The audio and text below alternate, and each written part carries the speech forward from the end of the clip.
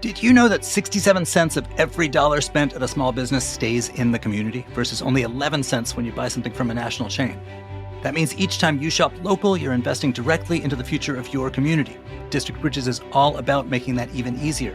It's been supporting small businesses in Wards 1, 2, and 3 for over a decade, making sure that the institutions that help our communities thrive and are here to stay.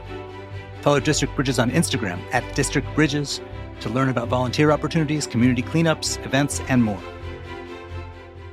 Today on CityCast DC, y'all, it is happening. It appears that the Commanders will, in fact, be building a stadium on the RFK site, and a whole neighborhood is going to go around it. There was a huge launch on Monday, and a hype video that was narrated by Commanders great Joe Theismann. Something that unites us in our pride for the district. The time is now. Let's bring Washington back to DC.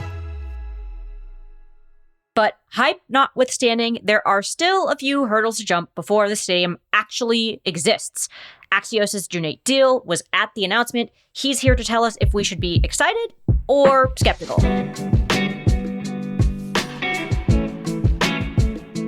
Today is Tuesday, April 29th. I'm senior producer Julia Karen, and here's what DC is talking about.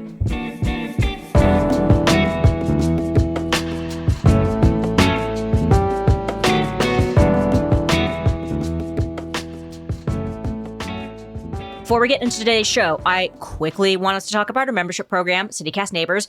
My colleague, Kayla, she writes our Hey DC newsletter. It's lit. You should read it. Is here to tell you why you should join today. Yeah, thanks, Julia. We're actually in the final stretch of our membership campaign, and it's been so amazing to see sort of the outpour of support from our readers, from our listeners. You know, I write the daily newsletter, but I am rarely hearing from our readers on a daily basis. And it's amazing to see that so many people want to support our work. And honestly, we've been talking about this membership program for like a week now. So you might want to hear from somebody else. So I thought I'd read an email we got from one of our listeners and one of our subscribers. Her name is Caitlin W. And she says, I love your program. I have learned so much about the city and connected with restaurants and events that I may not have found otherwise. There is so much available for exploring DC on social media. However, sometimes that format can be overwhelming for me, and your regular journalism and podcast format keeps things streamlined for my brain. Plus, I love the mug to show that I'm a fan. So if you didn't know already, we are giving away a free gorgeous bistro-style mug that says CityCast DC Neighbors on it. It's really nice. It's my favorite type of mug. So you can know that we will be drinking from them right alongside you. So it's your not-so-subtle way of showing off to friends and family that you do support local journalism and that you know what is what about DC. It shows that you believe in DC and are tuned into the conversations that are making this city interesting, that make it better, and that make it just feel like home. So that's a little bit about what you're getting when you become a CityCast DC neighbor. It's just $10 a month, and you guys make the whole show happen. Your support means the world to us personally. We love hearing from you guys, and we love interacting with our members. So to become a CityCast DC neighbor, go to membership.citycast.fm. That's membership.citycast.fm. Okay, Julia, back to you. Thanks so much, Kayla. Okay, on to today's show. Cuneyt, thanks for joining us. Hey, how's it going? Pretty good, apparently. There is so much in this stadium deal. There's the money and the renderings. Like, all of this almost looks too good to be true. So let's talk about the stadium first, because that's the thing that anchors the whole development. What exactly are the Commanders trying to build here? It's a 65,000-seat stadium with a dome over it, so that makes it Super Bowl ready, by the way. But that's not all. That's just like 11% of what's going to go on this massive RFK Stadium site. They said if you lined up 17 city centers or 4 wharfs or all of Glover Park, that's the scale of what we're talking about here. So a stadium, but also 6,000 new homes, restaurants, retail, maybe office space, other entertainment venues. They want to build a plaza in front of this stadium that they're going to put there, and also put a lot of space for recreation, and other kinds of spaces for activities and exercise. Yeah, so you mentioned that this was enclosed. It has a dome or a covering of some kind. That means it can be used year round, right? Like for concerts and stuff, like Beyonce and Taylor Swift don't have to like overshadow us and go to M&T Bank Stadium or go all the way to Landover. They would be like right here. Absolutely, yeah. It wasn't Taylor Swift who wasn't able to famously perform Correct. in the DC region, right? So they actually mentioned Taylor Swift as one example, the NCAA Final Four. The Commanders said they want to hold 20 to 30 major events every year. So those are that's the caliber of event that they want to bring. And on top of that, they want to have 200 other events like conventions and gatherings at the stadium as well over the year. So as much as possible, they want to avoid leaving that place dark for most of the year. They want to activate it year round as much as they can. Yeah. And when it comes to activation, I know that you had mentioned that this stadium is one of a bunch of districts that would be built on the land. Can you kind of elaborate a little bit more? You mentioned that there was housing and retail. What exactly are those other districts that are going to be in that area? Yeah, they got this sort of blueprint. So if this whole place is like one neighborhood, I guess they're calling these mini districts. They're labeling them that way. But there's the stadium district, which is the stadium itself. There will be parking around these areas as well. By the way, it's good to note. I believe it's 8,000 parking spaces throughout. But like I said, yeah, there will be a riverfront district, which is going to have housing, retail, restaurants closer to the water's edge. There's what they're calling a Kingman Park district, more housing, more recreation. And there's also this specific one that's the recreation district. If you've played at the fields at RFK, there are turf fields there now. They want to expand on that with a new sportsplex, which will be open to the public. It'll have indoor track. It'll have gymnastics facilities. And they said that these are things that, people in DC now, school children, teams have to go outside of the city to use because DC doesn't have an indoor full track facility. So it's this whole mix of uses at this site. And that 30-acre stretch of the riverfront closest to the river itself, it'll be anchored by the Anacostia River Trail, and it'll have a lot more opportunity for pedestrians, bikers, I can imagine, maybe picnickers, I don't know. But what they're going to do, they're going to try and preserve some of that wildlife space as well. Plaza Districts is going to border the Hill East community. It's kind of, I guess, the gateway to the stadium from what this blueprint looks like. And there'll be this Plaza Festival, Plaza, whatever it's called. They're still working on some of the namings of these things, but it envisions entertainment offerings. It has housing, hotel, retail, restaurants. Really, one of the big gathering points for this site will be this, quote, Plaza District, and it'll be right leading up to the stadium. So when I hear Plaza District, I think tailgating. You had mentioned there was something like 8,000 parking spots in this Plaza District. Is that where this tailgating is going to happen? And if not, where else would tailgating, where people drive and park their cars and hang out for a bit, where would that happen? Yeah, tailgating is a big part of, obviously, NFL culture. So they said there will be some space where the parking garages or the parking facilities will be. There will be some tailgating space. That's obviously important for the fan experience.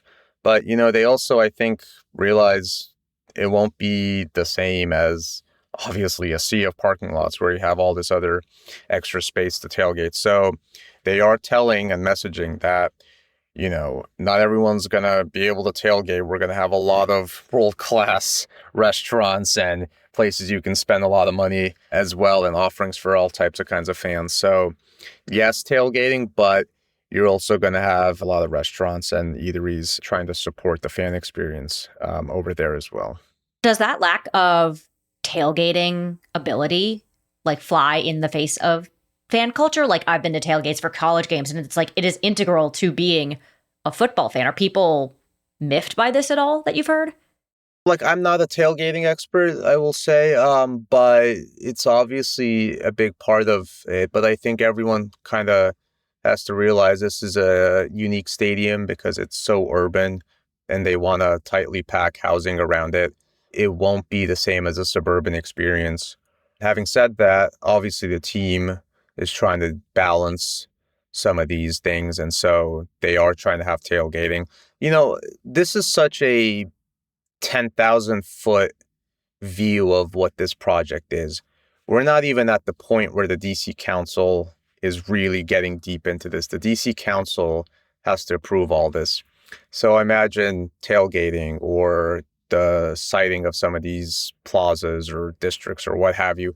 I think a lot of this could move around and change, and the final numbers about housing and restaurants and other things could certainly change as well. Yeah, we'll get to council's feelings on this whole stadium deal in a bit, but I do want to talk about the money component of this. This is the thing that everyone has their eye on. What is going to be paid for by who? Like, what are the Commanders paying for, and what's the city going to pay for? Yeah, it's great to get this clear. The Commanders are paying $2.7 billion to build the stadium structure itself. They are saying this is the largest private investment in the district's history. Now, the district is proposing to invest about $1 billion of taxpayer money over a decade on this project. So let's go break it down for everyone. So where was that $500 million or $800 million that was floated? It's more. Yeah. So here it is. It's $500 million for the footprint of the stadium as it is now to be brought up to some kind of level where you can build on top of it. So look, what they're saying is, this is jargon, but they're calling it horizontal development, where the stadium itself is vertical development. DC is helping with horizontal development. They're helping with the infrastructure, the pipes, the sewage, the et cetera, underground. That's not all, though. So that's $500 million for the stadium footprint. Events DC, which is the quasi-DC Convention and Sports Authority, they have reserves of money, and they're going to be tapped into for a tune of $181 million to spend on parking facilities. And DC will also kick in another $202 million for other site infrastructure, utilities, roadways, and a metro feasibility study to look into whether they can build a new rail station closer to the stadium. So again, checking my math, that totals to about $883 million from the district. Now, here's this other thing. By 2032, the district has committed a future contribution of $175 million through what they're calling stadium revenue bonds. So all those things added up, it is over $1 billion in public funding for this. And now it goes to the DC Council. They will be the final say on this. So when we're talking about public financing for the stadium, where from our taxpayer dollars is this gonna come from? Like, is there a specific fund? Is it just like there's a new hotel tax or surcharge? Like, what exactly is gonna fund this thing, do we think? The mayor's office says there won't be tax increases tied to this. There is a tax on businesses that currently helps fund Nats Park, the debt on Nats Park. That fund will be repurposed for this new stadium, is their plan. But what we're talking about, what you're mentioning here, is there are really two separate budgets for the district, and I don't want to get too in the weeds, but it's worth pointing out. This comes from what's known as the capital budget, and the mayor's office is stressing that this is separate from the city's operating budget. Capital budget builds school buildings, repairs. That's a pot of money meant for building things. That's where sort of the $500 million, for example, will come from. That's separate from the operating budget, which funds teacher salaries, social programs, day-to-day expenses. And by the way, that budget's gonna have cuts this next year. So you have people, I think, reasonably looking at this and saying, well, DC might need to make painful cuts to programs because of slowing revenue, because of federal job cuts, because of a mild recession that's being anticipated. How can they build a football stadium? The mayor took this question head on, said that the city has to invest in growth, and they believe this is a growth area. They believe this will produce jobs and economic opportunity that makes the public investment worth it. And they are trying to play this messaging game by trying to emphasize it's not from the city's operating budget, it's from the capital budget. At the end of the day, I think average people look at this and say, look, they're spending a lot of taxpayer money on a stadium or getting a stadium ready, whatever you want to phrase it as. And I think people will have to judge whether it's worth it or whether they think some of that money should be saved for other things. You had mentioned that there was this ballpark fund. I know that there were bonds for that ballpark fund that businesses basically had to pay into. Have any businesses been like, hey man, like those bonds were supposed to end and now they're very much not going to end. And now we're on the hook for hundreds of thousands of more dollars. Has anyone spoken out about that? I wouldn't be surprised. I've heard rumblings that businesses are frustrated because, like you're saying, this was a thing that was supposed to not go on in perpetuity. There was a sort of objective to pay for the Nats Park. Now it's continuing, and now it's going to continue even longer if this deal gets passed and it funds this new stadium. I think the business community, though, many of them, at least the big players, support this move. So I don't expect public opposition to it from the business community. I think they mostly will support the mayor here, who is close to the business community. But you're right. Well, this was a specific tax, and it's going to keep continuing now for a different objective.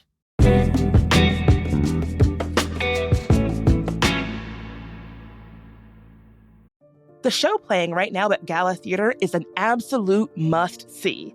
Choke is about a Latino family in Baltimore navigating a medical crisis and the impacts of environmental change. And I know what you're thinking, that sounds pretty serious, but they handle it all with humor and wit and a very relatable touch of chaos. It is actually so funny. And I mean, what family doesn't deal with generational clashes? The Guerrero family is a gripping reflection of today's American society, and the play about them is as thought-provoking as it is entertaining. So come see the world premiere of Choke at Gala Theater today through May 18th. Get your tickets at galatheater.org or call 202-234-7174. That's 202-234-7174 to see Choke at the Gala Theater right now. Are you still looking for that last-minute Mother's Day gift? Combine your love for local and your love for mom by taking her to the Capitol Hill Restoration Society House and Garden Tour. The tour features 13 beautiful homes and gardens and 3 semi-public buildings on Capitol Hill. Your mom will feel like royalty exploring some of DC's most elegant historic buildings with you. There's even a refreshment break with treats from local vendors included. The tour runs Mother's Day weekend, May 10th and 11th. Tickets are usually $50, but you can get them for $40 if you book before Mother's Day weekend. Buy tickets through Eventbrite or through the Restoration Society website, chrs.org.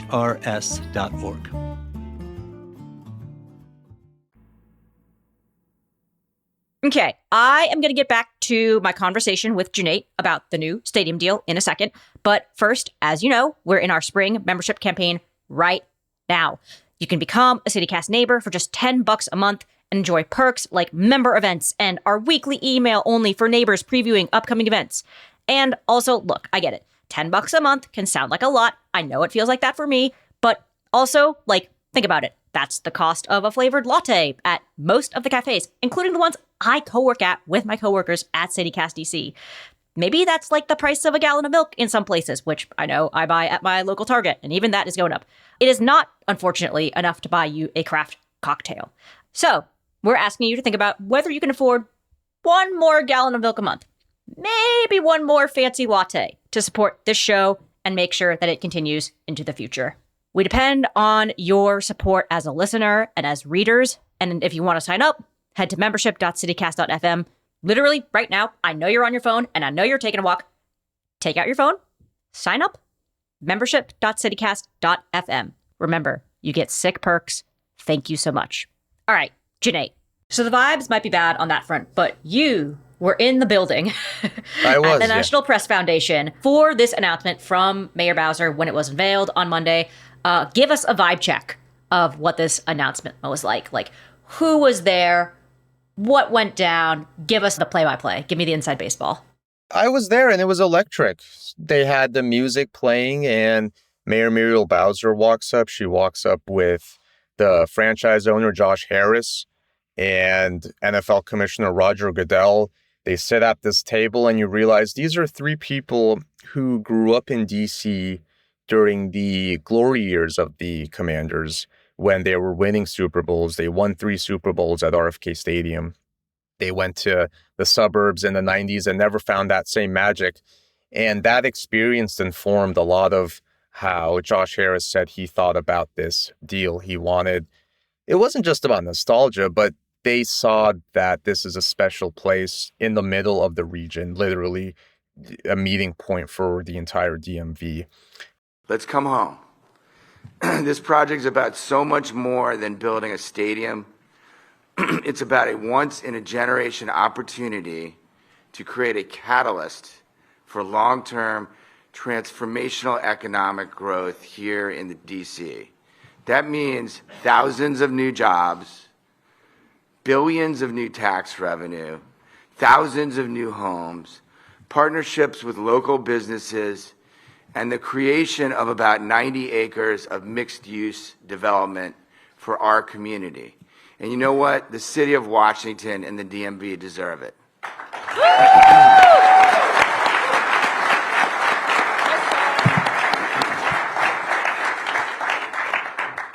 And there was a lot of excitement for that. I mean, it kind of felt like it was a done deal in the room because they had their supporters. Practically every bigwig from the DC area was there. You had Metro General Manager Randy Clark sitting in the audience. You had 4 council members, which is 4 of 7 of how many council members they need to approve this. And you had former Mayor Anthony Williams, who helped bring baseball back to the city. You had legends, former players, Hall of Fame coach Joe Gibbs in the audience. So it was a celebratory mood. And what's next now is the hard work and the politics of this and getting it through the DC Council. Who are the 4 council members that were at this? And do we think the rest of the council is going to buy this when it comes time to pay for it? Sitting in the front row were Kenyon McDuffie, who chairs the business committee. At-large council member Anita Bonds was there. Brooke Pinto, Ward 2 council member, was there. And Wendell Felder was there as well. So that's 4. You need 7 to pass the council, right? And I would say those are pretty good indicators that those 4 are for this plan. But the man to watch is Council Chairman Phil Mendelson. He came out this past couple weeks very emphatically saying no public money should be spent on a stadium. And without Phil Mendelson, I don't know how they're going to get to 7 votes. Now, Mendelson saying that doesn't mean he's against the deal. He can go back and sort of couch his support by saying, well, it's not for the stadium, it's for infrastructure or whatever, which is what the mayor's office hopes he ends up doing. But they're going to scrutinize this. They're going to look over every dollar. They're going to look over deal terms that maybe are not super clear yet. And there will be a chance for the public to weigh in on this as well through the council. All right. So Mendo is not the only person who is maybe opposed. I know that there's this ballot initiative kind of percolating. It's been getting some news coverage that would prohibit the construction of a stadium specifically on this land. Does that movement have any traction going on? They gotta get it on the ballot, which the supporters of that initiative, I believe it's homes, not stadiums. They support residential development. They don't want a stadium on that site. Look, they're talented organizers and they've gotten ballot initiatives on the ballot before. So they need to collect signatures and they intend to do that. And they intend to get it on the ballot so that they can prevent this deal going through. Like, let's just remember for a second, this is a DC council that's overturned ballot initiatives before. So I don't want to be cynical, but that could happen. On the other hand, if it's an overwhelming vote in opposition, then that's harder to overturn. If it's close, then maybe it's easier for them to overturn. I don't know. That I don't want to speculate too hard, but there is this ballot initiative. and they want to get it on the ballot first. That's what they first have to accomplish. And then there'll be a vote on it on one of the election dates. Is there like any universe right now where this deal between Josh Harris and Mayor Bowser dies? Like, is it possible that like this deal dies and then like Yes. Maryland and Virginia like get this magical Hail Mary and they like compete for a site? Could that happen? It definitely could happen. Absolutely. Just like we saw in Virginia, where we thought the Capitals and the Wizards were going to go to Virginia, and it blew up in the legislature there. It could blow up in the DC Council. So Josh Harris is a savvy owner. Obviously, he's going to have a plan B. I'm sure he does. He didn't say what his plan B was, predictably.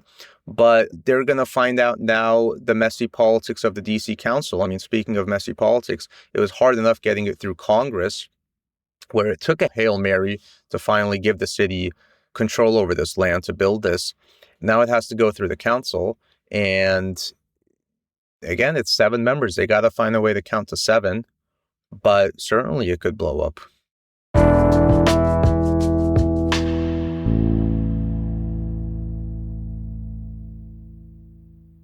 So it is hard year after year to find meaningful Mother's Day gifts for all the moms in your life. But if there's one thing that's a sure hit with my mom, it's pictures of me. Well, actually, pictures of my kids. But sharing photos with loved ones is complicated, especially with less tech-savvy family members. Thankfully, Aura's Carver Matte Frame keeps it simple. Setup takes less than 2 minutes, and the whole family can share as many photos as they want, completely remotely. Aura has a great deal for Mother's Day. For a limited time, listeners can save on the perfect gift by visiting auraframes.com to get $35 off plus free shipping on their best-selling Carver Matte Frame. That's AURA frames.com, promo code CityCast. Support the show by mentioning us at checkout. Terms and conditions apply. Hey CityCast. Something I appreciate about the Cozy Earth Mother's Day sale is that they know motherhood looks different on everyone. So whether you're raising kids, dogs, or Kane, all moms work hard and they deserve comfort. So let me tell you about these Cozy Earth sheets. They feel like cool water in a sort of, is this the Ritz-Carlton or my own bedroom kind of way. The pajamas are what I imagine celebrity moms sleep in, buttery soft. You're looking for the right gift because the women who raised you feel like home. And they are going to love Cozy Earth bamboo pajamas, and I know this because it's 3:24 p.m. and I'm still wearing mine. To celebrate moms everywhere, Cozy Earth is supporting your favorite local podcast and giving our listeners a special promo. 45% off site-wide. This is a luxury brand, and that is a mind-blowing deal. Use Cozy DC to take advantage of 45% off at CozyEarth.com. Hi, I'm Mackenzie Williams. I grew up in the DMV and I still love it here. I love the food, the diversity, and just how smart people are in DC. I started listening to CityCast DC in 2023 after I came across it on social media. What I love about the show is that while everybody else is talking about national politics, CityCast DC focuses entirely on local, and they do it in a laid-back way, like we're just having a conversation about it. I know I could listen to this show for free, but I decided to support it because it makes the city feel like a neighborhood. And that's something I really value. When you become a CityCast DC neighbor, you help the city feel more like a neighborhood too. And not only do you help make life in DC better, but you also get access to perks like ad-free listening, regular events, and an exclusive events look-ahead email. You can join me and become a CityCast DC neighbor by going to membership.citycast.fm. That's membership.citycast.fm. Thanks for making the city better with me.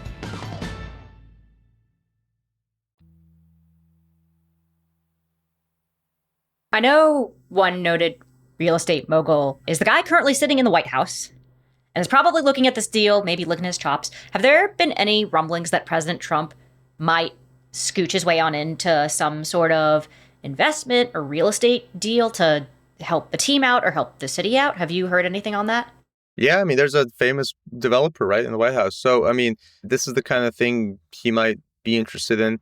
I'm actually looking into the ways in which the federal government can influence this. There are some panels, since this is the capital city, there are federal panels that judge projects like a stadium being built, and they want to make sure the design is done in a certain way that it fits with the iconic skyline, that it fits with all these other things. The Trump administration can have an effect on the project in that manner, not necessarily directly. I mean, like the president can't really just, say, well, I don't want the dome to look like that, or I want the trees over here.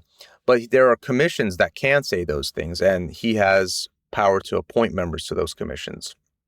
But also, I think President Trump, his words move a lot as well. And so if he one day decides to say, well, I want the design to go like this, or I want this to look like that, well, there are people who have considered those scenarios, and they're hoping that doesn't happen because it will throw a wrench in the plans. But you have to kind of expect the unexpected. So in a fairy tale land where maybe it's the future, possibly, council members, they're on board, this thing gets approved. DC and the commanders build this thing on time in record pace or whatever it is. Like, when should I be able to sit my butt in a seat at this new stadium? They want to build it, have it done by fall of 2030. So you're going to have to wait a little bit longer.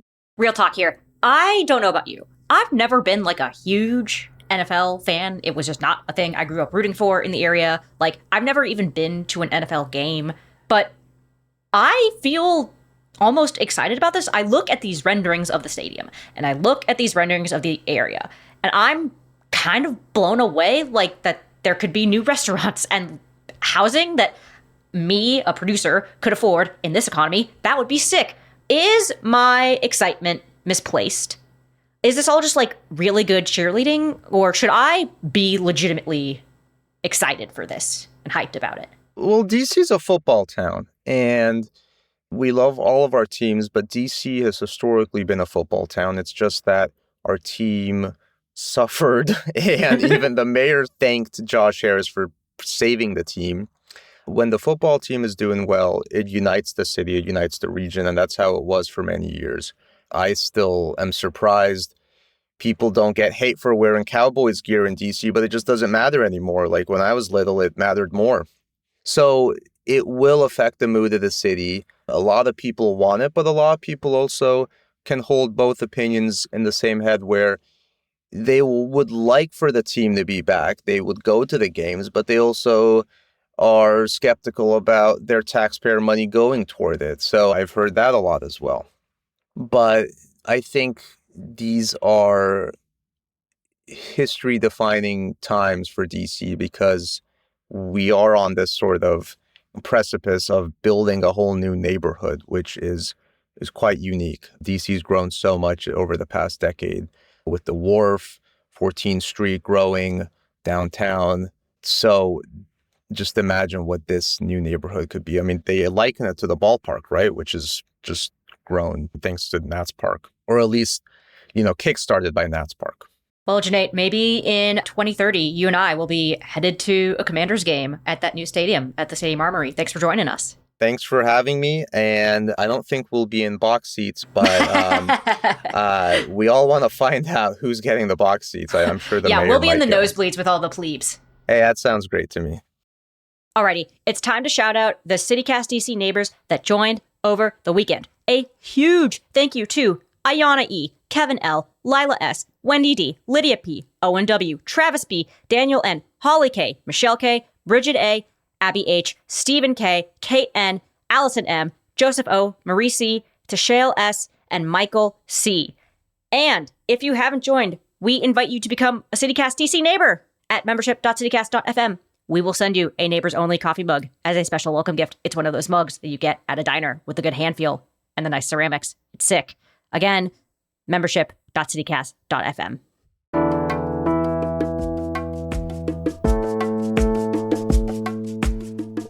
That's all for today here on CityCast DC. If you enjoyed the show, come and join me and Cuneyt in the nosebleeds at the new RFK Stadium site.